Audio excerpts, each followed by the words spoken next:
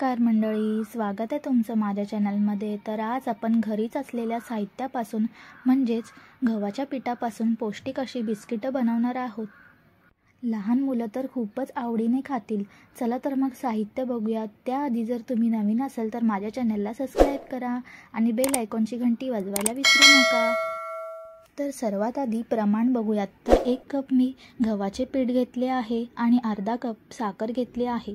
तर ही साखर मी मिक्सरमधून बारीक पावडर करून घेतली आहे. तुमच्याकडे जर पिठी साखर असेल तर ती तुम्ही वापरू शकता. 2 टेबलस्पून मी बेसन घेतले आहे आणि 1/4 कप मी तूप घेतले आहे. तूप तुम्हाला 1/4 कपपेक्षा जास्त लागू शकतं, त्यामुळे मी तुपाचं प्रमाण नंतरच सांगणार आहे.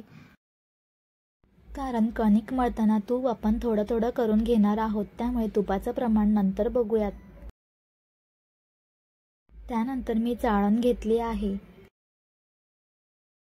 तर ही मी गव्हाच्या पिठामधली चाळणी घेतली आहे.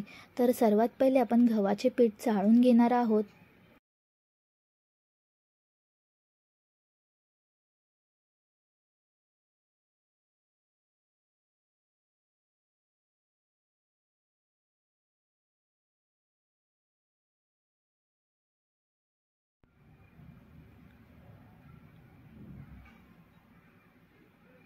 शिल्लक राहिलेला कोंडा आपण बाजूला काढणार आहोत. त्यानंतर पिठी साखर चाळून घेऊयात.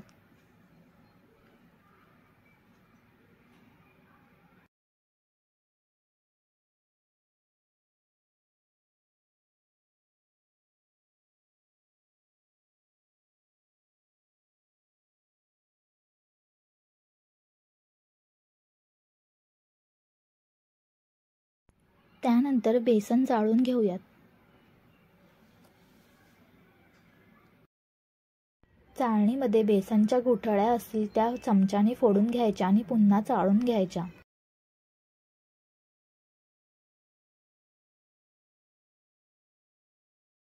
त्यानंतर 1 चिमूटभर मी मीठ घालणार आहे. सर्व मिश्रण हाताने एकसारखं करून घेऊयात. त्यानंतर थोडं थोडं तूप घालून कणिक चांगलं मळवून घेऊयात. कणकेमध्ये सारखा हात फिरवत राहायचा, त्यामुळे हाताच्या हीटमुळे तूप लवकर वितळण्यास मदत होते.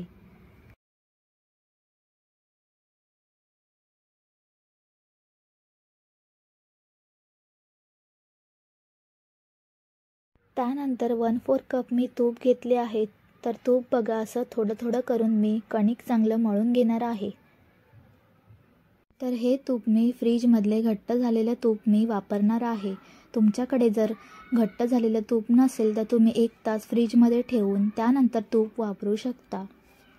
एकसारखा हात फिरवल्यामुळे हाताच्या हीटमुळे तूप चांगले वितळण्यास मदत होते. पुन्हा मी 1/4 कप तूप घेतले आहे. तर तूप तुम्हाला कमी किंवा जास्त लागू शकतं. तर मी इथे 2 वेळा 1/4 कप तूप घेतले आहे. तर इथे मी एकाच हाताने कणिक मळून घेते, पण तुम्ही दोन्ही हातांनी कणिक चांगली मळून घ्यायची, त्यामुळे वेळ कमी लागतो.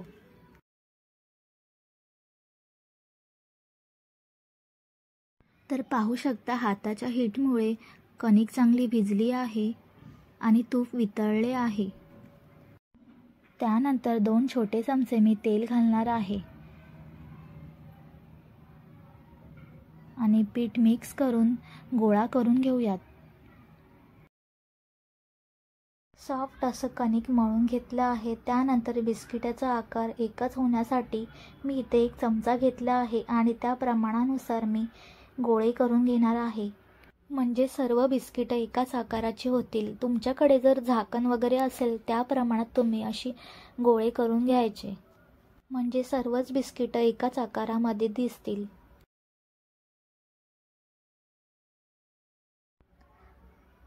त्यानंतर हातावर मी असा गोळा करून घेतला आहे आणि प्रेस करून बिस्किटांचा आकार द्यायचा.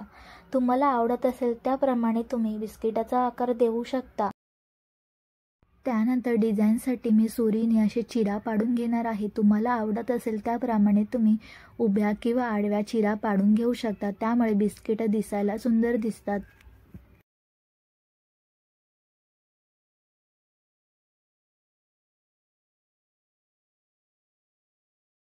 तर अशा प्रकारे तुम्ही सुरीच्या साहाय्याने डिझाईन बनवू शकता.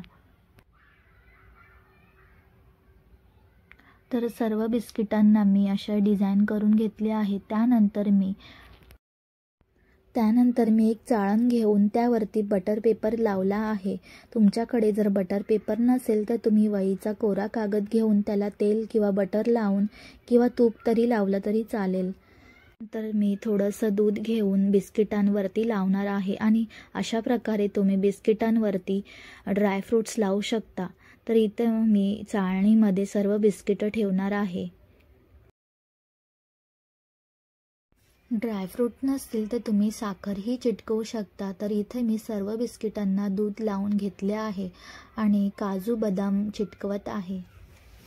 तर मी काजू बदामचे असे तुकडे करून घेतले आहे आणि एक एक बिस्किटाला असे चिटकवून घेणार आहे. त्यामुळे बिस्किटं दिसायला सुंदर दिसतात.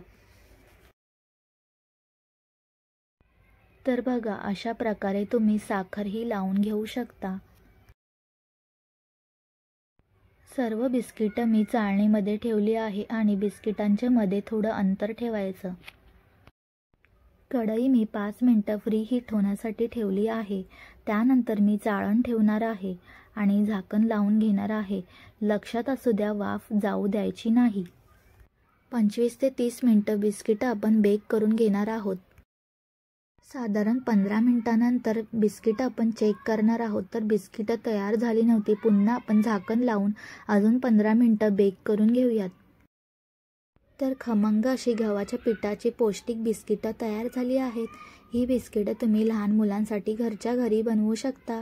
रेसिपी आवडली असेल तर माझ्या चॅनलला लाईक, शेअर, सबस्क्राईब करा. धन्यवाद.